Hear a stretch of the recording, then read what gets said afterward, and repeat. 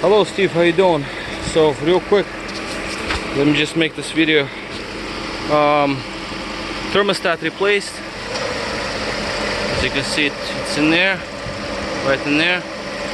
So what we have here is the engine was running for less than half an hour and it's already mixing with your fluid, so thermostat opened up perfectly fine. The hose is warm, it's hot, and the temperature inside the car, like you see, that's at 80 something. It's not 80, it's like thermostat opens up at around 89, I believe. The heat is on right now. It's really nice and hot. As you can see, climate control is on. Alright, so it is working properly. I'm not going to recheck the fluid and all that. I just filled it up and let it be. I think there is a little bit, your engine oil is a little bit low. Might need like a quart or something. Like I said, the heat and works fine. These pipes are extremely hot now. That's how they're supposed to be. They're supposed to be about 100 degrees, and that's how they are, because I cannot touch the pipes anymore like in previous video. I could have just hold my hands on them. Now I can't. I get burnt because they're hot. That's the way it's supposed to be. The coolant, I'm not gonna check right now. Like I said, I just put the thermostat. So the thing is that the thermostat was there. This is your original one, but it was stuck open. As you can see, there is an opening there. It does not close. It's 50 degrees right now outside, 50 and change, 50 something, and thermostat stays open. So that clearly tells me that thermostat is stuck open and is bad. And that's what it was. It was not like those guys in Florida that removed it. They did not. It's just that it failed, and that's basically what it is. This is Bear Thompson brand, and most likely it is a original. So the brand here, Bear, made in Germany. So I got Bachler. I like this brand. That's what I put in. The gasket that came with it is for different car, so it did not fit, but I reused yours because yours was pretty fine. And works just fine. I don't know why they crossed the number, but it's perfectly fine. Thermostat fitted. It fit just nice. And this is basically what we are. Just wanted to show you this. Weather is getting really nasty next week, so I wanted to do this before it gets too nasty. And even though it's a little wet and damp and whatnot, but because it's warm, I decided to do it. All of this white stuff is from your previous water pump failure. I guess it blew up, and therefore you have this white residue, whitish residue. See over there too a little bit. But anyway, we'll talk about it when you get the car. But right now this is how it runs. There are no more misfires. Engine runs at operational temperature. That's how we want it to be. Okay, let me get it. Whoa, it's really hot in here now. That's how it's supposed to be. Alright, so what have we here? Acceleration is fine. No misfires, it runs very even. Oil pressure rises right up to 3 bars at 1500 RPMs. That's really healthy. Yeah, even yeah, look at that. 15. Usually it's like 1800, and that's at hot engine. It rises to 3 bars at around 1800 to 2000. That's okay. Yours is at 1500. This is really good. Well, of course, sensors and whatnot, they can have a little bit of discrepancies, but that's good enough in my book. In my book, the temperature stays steady over 80.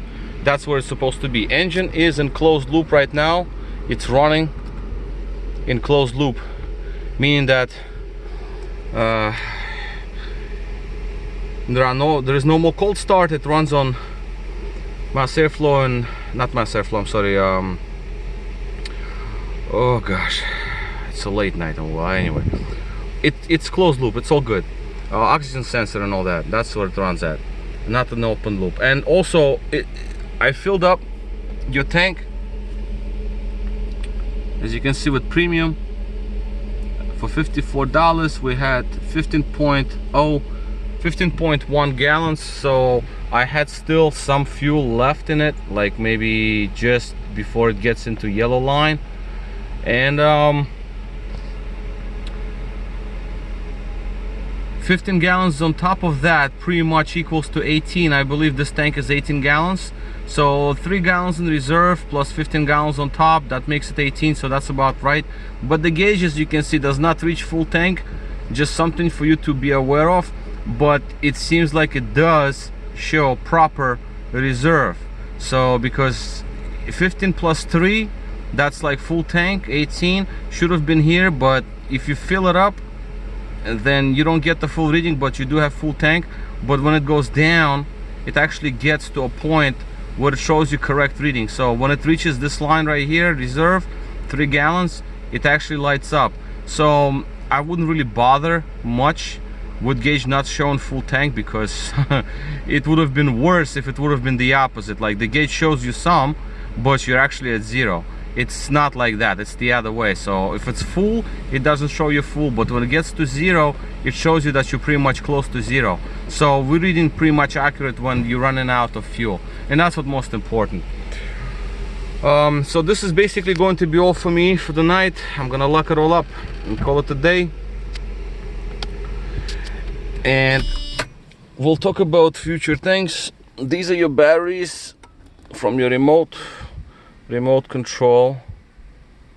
As you can see, the light blinks in it. Battery's alive.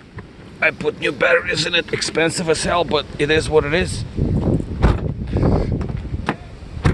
Doors closing. Let me just get everything out of here, and I'll show you lock unlock, and off we go. So this is it. Pipe is soft. That's actually good, because before it runs a little bit and it gets hard. Now it feels like it's actually pretty soft, so it's good. Thermostat we'll put in the trunk along with the other things that we have here. Got caps and rotors here. So you're locking.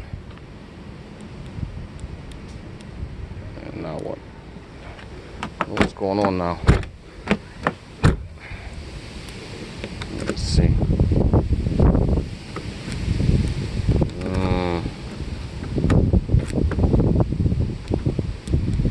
That's strange. It just worked on me today. I just unlocked the car with it. Just wait. Okay.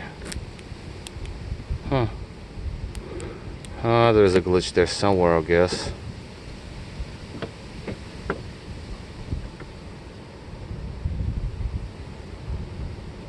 It's just sort of a procedure. I remember there's a procedure, but what do I know?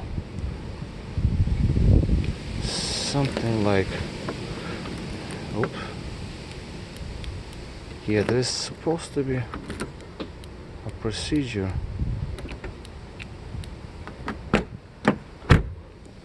Well, anyway, I'll figure that out, I guess. Oh, there.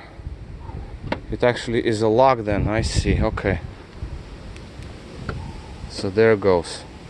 I guess I think there's something wrong with that lock in there. See, it just opened up and I just closed it. Okay, so there's something wrong with the receiver. See, this one does not want to read it. In the trunk here. The trunk works just fine. Lock and unlock. Okay, so it's a receiver and a door handle. Yeah, same here. It doesn't want to work. The trunk. Okay, so these are door receivers. Something's up with those. The trunk works perfectly fine. Well, anyway, it is what it is. Yeah, you see that? It's not reacting. But I don't know. I just unlocked this car just fine when I went to work on it. Same here. Alright, so something is up here.